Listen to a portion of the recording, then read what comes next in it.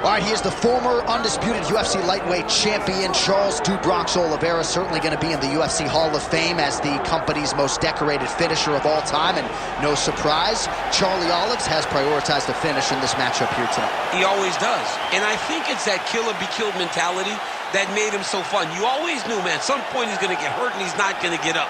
But during that time that he did, he was so fun.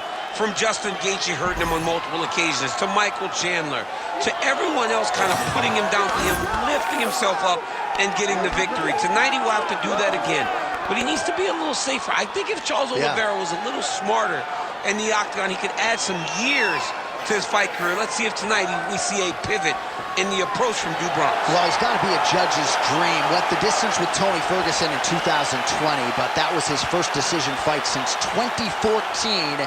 Kill or be killed. We'll see how it goes for Charles Oliveira tonight.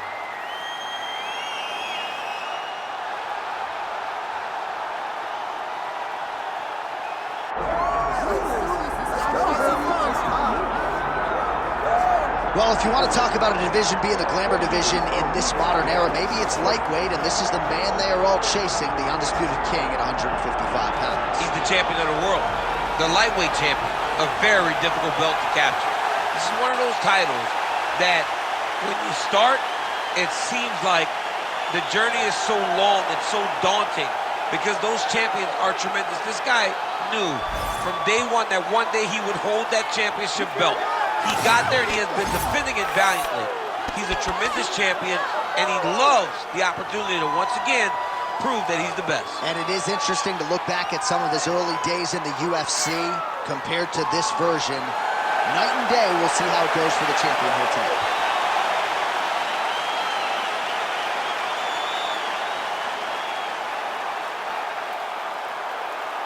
Our tale of the tape for this lightweight championship fight. Here is Bruce Buffer. Ladies and gentlemen, this is the main event of the evening.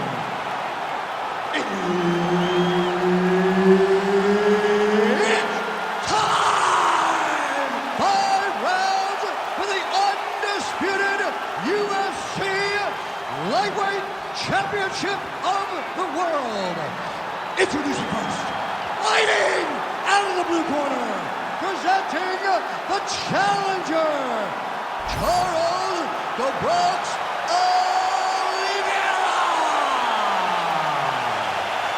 And now, introducing the champion, fighting out of the red corner, ladies and gentlemen, presenting the reigning, defending UFC Lightweight Champion of the World, Ilia Topuria.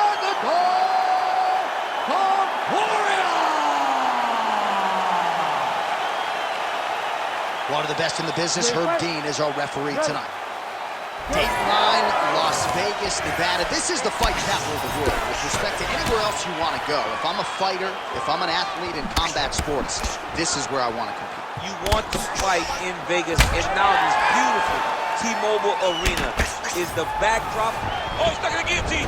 Oh, beautiful jab there. It's one thing to have length, of course, it's another to... Oh, looks like he's countering here with maybe a Von Fleur. He's got the side mount. Good job by the champ there. Sliding back up. Right now, it looks like he may be trying to set up an arm triangle choke. He needs to secure the left arm, push it across, and secure it with his head. Getting tighter.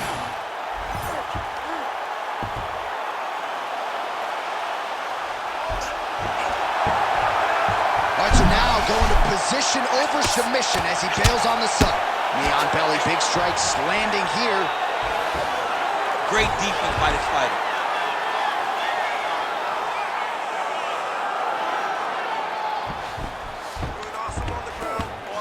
Now he's going full mount.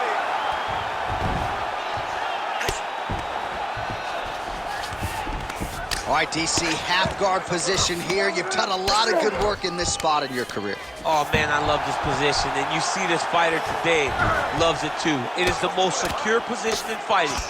You get an underhook on one side, you keep a half guard on the other, and then you... Well, he continues to manhandle him here on the ground. Good, solid strike on the ground. Big combination here of ground and pound strikes. Nice work by Oliveira. And another one. Another strike from the top lands for him. In the half guard. Well, pretty good work off of the bottom here by Topuria. Nice shots landing from the top position.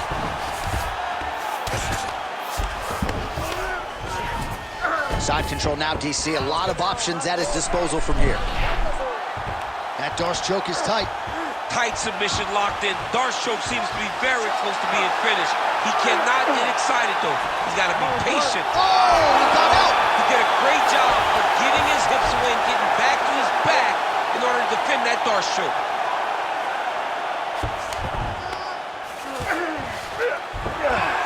All right, so he's got the body locked down here, DC, or so it appears. This is not a guy you want anywhere near your back.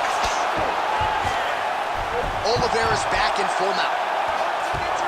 He's got to be careful here.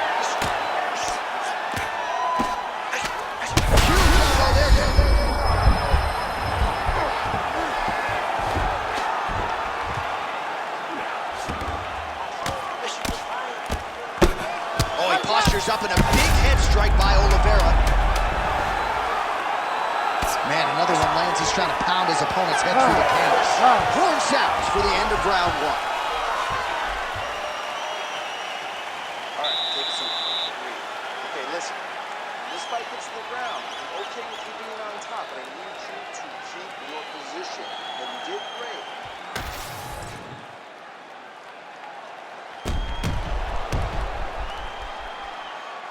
All right, so there is the horn. That means the round is over. We nearly had a finish due to a submission, but I think you got to give credit to both the offense and the defense there. Yeah, you got to give credit to both guys, but nothing's more beautiful than an extended grappling exchange like we just witnessed. One guy almost submitted, one guy escaping. It's one of the most exciting things you can watch in all of mixed martial arts. Able to check that kick as well. So a block on the strike, and now the counter jab for good measure. Nice job by the longer fighter there. All right, different round, but see. Oh, guillotine here. That guillotine is tight. Oh, somehow, some way he got out. These guys are back and forth, but the submission defense wins this transition. Working for the submission once again. He's fighting. He wants this very bad.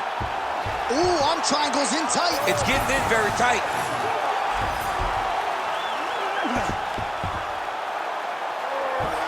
Oh, he bails on the submission now. See on belly.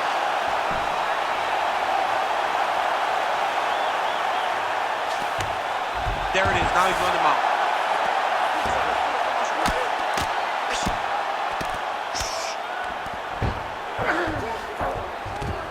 He's got to be careful here.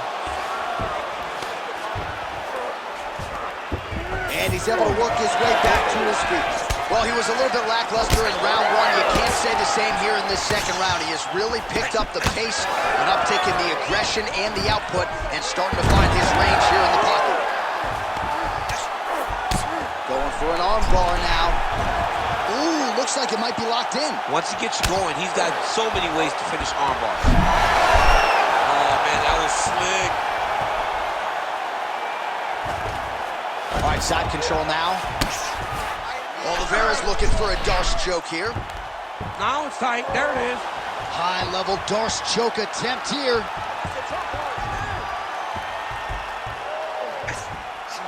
He's gone. He's gone. He's gone.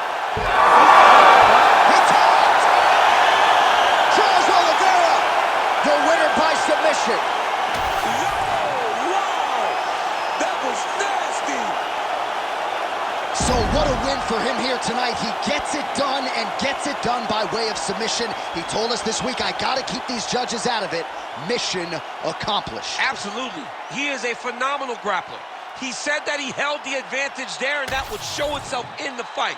He proved that and he gets a submission victory. Amazing. All right, with that, we now go inside the octagon. Bruce Buffer has the official decision. Ladies and gentlemen, referee Herb Dean has called a stop to this contest at 3 minutes, 15 seconds of round number 2. Declaring the winner by tap out and new UFC lightweight champion of the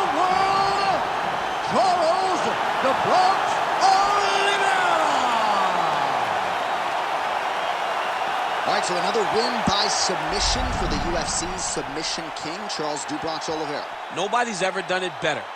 No one has done it better than "Do Bronx" on the ground. When you're on the ground with Charles Oliveira, you're constantly in danger. And tonight he showed why he's the best grappler or submission finisher in UFC history.